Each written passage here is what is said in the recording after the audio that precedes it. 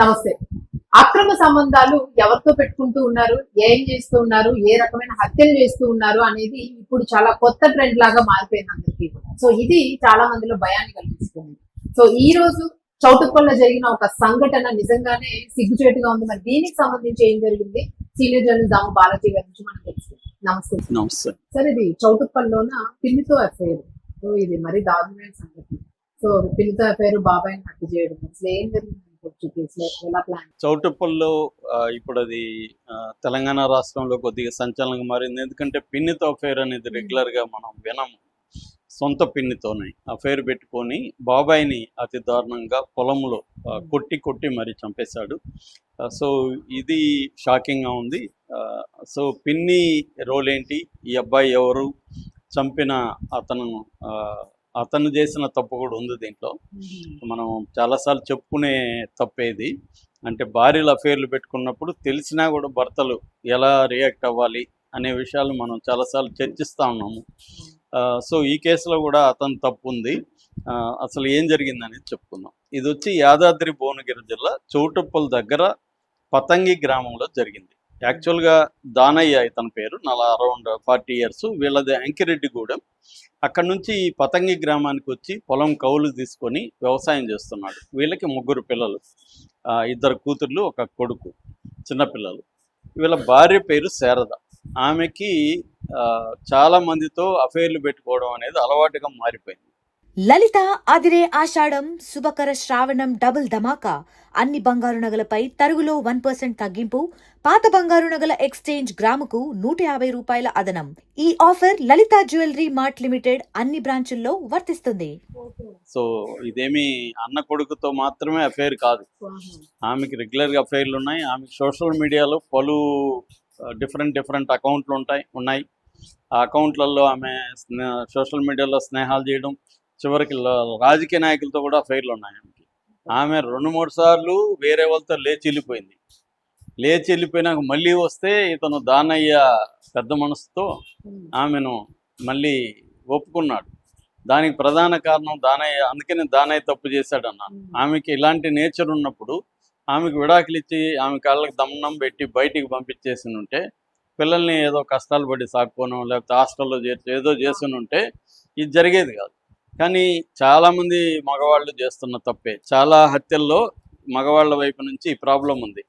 ఎందుకంటే ఇండియాలో ఇప్పటికి కూడా పరువు అనేది, అంటే భార్య లేచి వెళ్ళిపోతే పిల్లల మీద ఎఫెక్ట్ పడుతుంది, అందుకని మళ్ళీ వస్తే సరిపోతే పోయిందిలే వచ్చింది అన్న ఒక దీంతో హస్బెండ్స్ బిహేవ్ చేస్తున్నారు.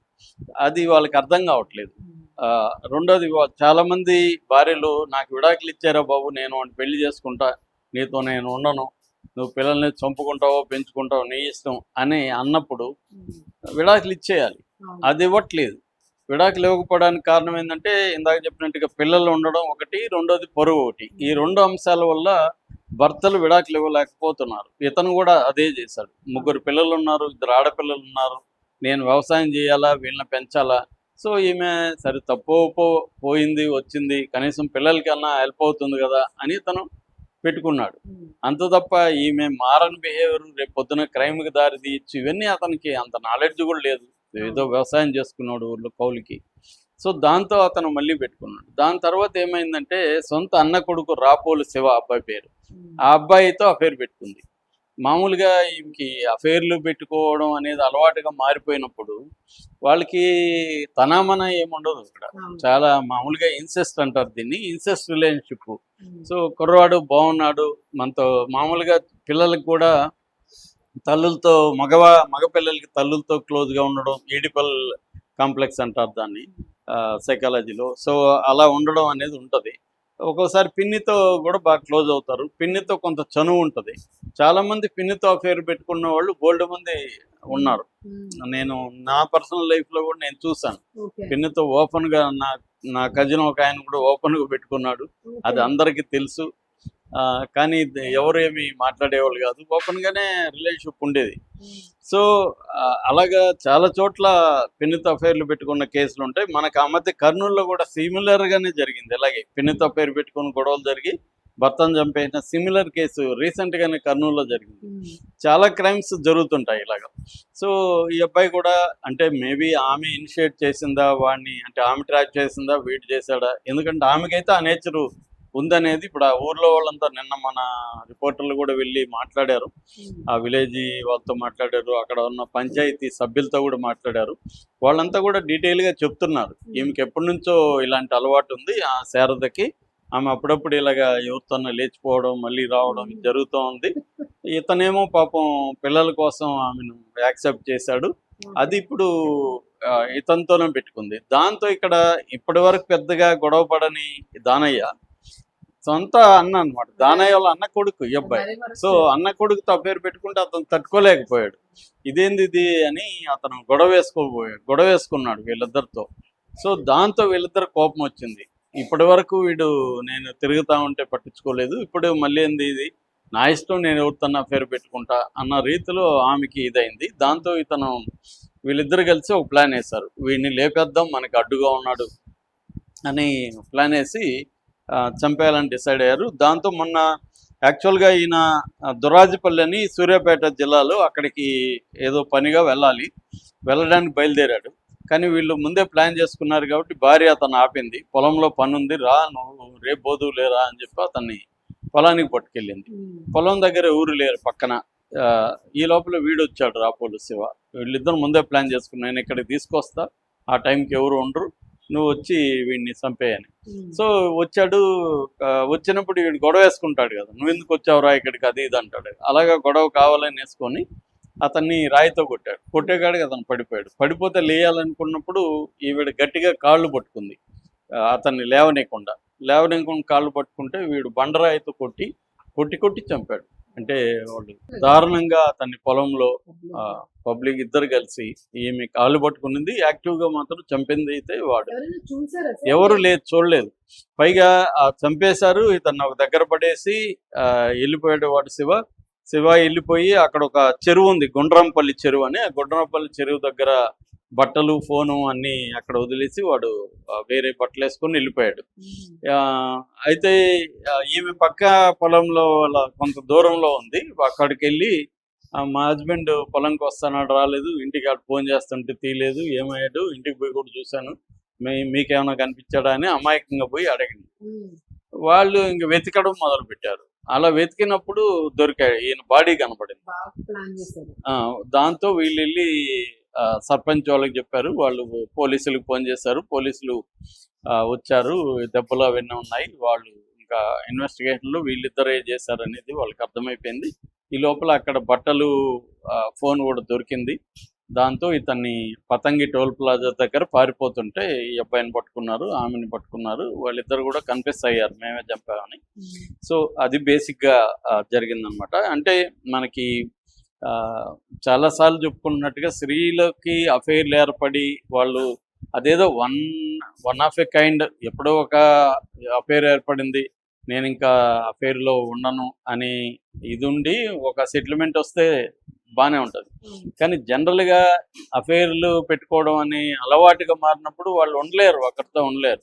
ముఖ్యంగా స్త్రీలలో గమనిస్తే మనం పిల్లలు పుట్టి కొంత వాళ్ళు పెరగడం దాకా వాళ్ళకి భర్తకి మధ్య ఒక ఎమోషనల్ డిస్టెన్స్ అన్నీ వచ్చేస్తాయి, రొమాంటిక్ డిస్టెన్స్ అన్నీ వస్తాయి, రొటీన్గా మారుతుంది. అప్పుడు వాళ్ళకి ఎగ్జైట్మెంట్ కావాలనిపిస్తుంది. తర్వాత ఈజీగా సోషల్ మీడియాలో ఈజీ కాబట్టి ఉమెన్కి డిసైడ్ అయితే సోషల్ మీడియాలో 2 రోజుల్లో దొరుకుతారు, 1 రోజులో దొరుకుతారు. అబ్బాయిలు కొద్దిగా కష్టం కావచ్చు, కానీ అమ్మాయిలు డిసైడ్ అయ్యారు అనుకో ఏముంది, అమ్మాయిలను ట్రై చేస్తుంటారు, అందులో ఒకరిని ఓకే చేయడమే కదా వీళ్ళ పని, చూసి అన్ని క్వాలిటీస్ ఉంటే ఓకే చేయొచ్చు, అంతకంటే వీళ్ళు చేయాల్సిన పని లేదు, వీళ్ళు యాక్టివ్గా చేయాల్సిన పని లేదు, వాళ్ళే వస్తారు, అంటే వాళ్ళేసి కూర్చుంటే వాళ్ళే పడతారు అన్నట్టుగా. సో అంత ఈజీ అనమాట. అందుకని భర్తలు ఇప్పుడు జాగ్రత్తగా ఉండాల్సిన అవసరం ఉంది. అలాగా భార్యలు రెగ్యులర్గా పేర్లు పెట్టుకొని, మనం ఆ మధ్య కూడా సేమ్ స్టోరీ చెప్పుకున్నాం, వెళ్ళొచ్చిన ఆమెని మళ్ళీ రప్పించాడు, అతన్ని చంపేశారు, సేమ్ అదే అనమాట. చాలా కేసుల్లో వెళ్ళిన వాళ్ళని వదిలేసి సెటిల్ చేసుకోవాలి, పంచాయతీ చేస్తావా లీగల్గా వాళ్ళకి సెటిల్ చేసుకొని నువ్వు ఇది ఉంటే, ఇప్పుడు ఈమెను వదిలేసి ఉండుంటే ఇతను, ఈమె వాళ్ళ అన్న కొడుకు తప్పేరు పెట్టుకొని ఆమె పాటికి ఆమె ఉండేది, ఇతన్ని చంపేది కాదు. అంటే 2 కారణాలతో చంపుతున్నారు. ఒకటేమో విడాకులు లేకపోవడం, రెండోది భర్త ఏం చేసినా చంపుతారు. అంటే అర్థం ఏంటి, వాడికి ఆస్తి ఉన్నిందనుకో, ఆస్తి కోసం చంపేవాళ్ళు భర్త విడాకులు ఇచ్చినా కూడా చంపచ్చు కదా వాళ్ళు. కాబట్టి ఆ రెండో కారణం కూడా ఉంది. బట్ మెయిన్ రీజన్ చాలా చోట్ల జరిగేది ఏంటంటే, తన భార్య అఫైర్లు పెట్టుకుంటుంది తెలిసి కూడా విడాకులు అడిగినా కూడా ఇవ్వకపోవడం భర్తలు తప్పు. వీళ్ళు కూడా మారాల్సి ఉంది. పరువు కంటే కూడా ప్రాణం ముఖ్యం అనేది అర్థం అవ్వాలి. మన దేశంలో ఇప్పటికి కూడా ప్రాణం కంటే పరువే ముఖ్యం అనే ఒక కాన్సెప్ట్ ఉంది. అది బతకడం. ఇంకా మొన్న కాకినాడ ఆత్మహత్యలు కూడా అదే, పరువే వాళ్ళు ఇంపార్టెంట్ అనుకున్నారు. సో అందువల్ల ఇది మారాల్సిన అవసరం ఉంది. పరువు అంటే కూడా ప్రాణం ముఖ్యం. ఇవాళ పరువే ఉంది, ఎవరు పరువు నిర్ణయిస్తారు? సో ఎవరు మోరల్ యాంగిల్లో డిసైడ్ చేస్తాడు? మంది కరెక్టా కాదని చెప్పే హక్కు ఎవరికి లేదు ఇవాళ. కాబట్టి పక్కనోడిని పట్టించుకోకుండా తన భార్యలాగా ఉన్నప్పుడు భర్తలు ఆమె కాళ్ళకి నమస్కారం చేసి, తల్లి నువ్వు వెళ్ళు, నీకు విడాకులు ఇస్తానని చెప్పి కాన్సెన్సువల్గా విడాకులకి అప్లై చేసుకొని ఆ పిల్లల్ని ఎలా పెంచుకోవాలో చూసుకోవాలి. ఆ కష్టం పడచ్చు, తప్పులేదు. ఒకవేళ ఆమె పిల్లలు కూడా వద్దనుకుంటే, చాలామంది ఇలాంటి వెళ్ళేవాళ్ళు పిల్లల్ని కూడా వద్దనుకుంటారు. చాలామంది పిల్లల్ని చంపేస్తూ ఉన్నారు ఈ మధ్య, పిల్లల్ని భర్తల్ని ఇద్దరిని కలిసి. ఆ మధ్య కూడా ఇలాగే సిమిలర్గా ఆమె వెళ్ళిపోయినా మళ్ళీ పిలిచాడు, పిలిచినప్పుడు ఆమె మళ్ళీ ఆ పేరు పెట్టుకొని వీడిని చంపేసి, వాడు పిల్లోడు చూశాడు ఏడుస్తున్నాడని వాడిని చంపేసింది.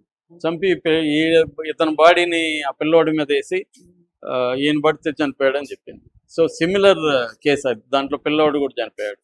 సో ఇప్పుడు ఏమైంది, ఇతను జైలుకి వెళ్ళాడు, దానయ్య చనిపోయాడు, ఆమె శారద జైలుకి వెళ్ళింది.